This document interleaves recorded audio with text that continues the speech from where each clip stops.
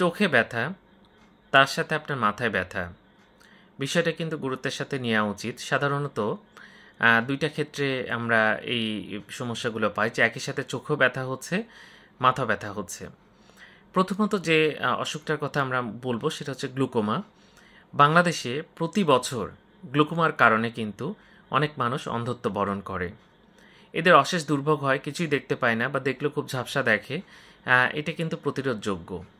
সুতরাং যদি চোখের ব্যথার সাথে মাথা ব্যথা থাকে, অবশ্যই ভালো একজন চোখের ডাক্তার দেখাবেন। চোখের প্রেশার মাপতে হবে।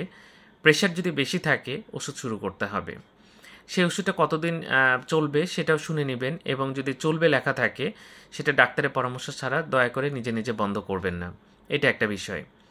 এছাড়া অনেক সময় দেখা যায় যে আমাদের চোখে যদি কোনো ট্রমা হয়, সেক্ষেত্রে কিন্তু চোখে ব্যথা করে এবং তার সাথে কিন্তু মাথা ব্যথাও থাকতে পারে।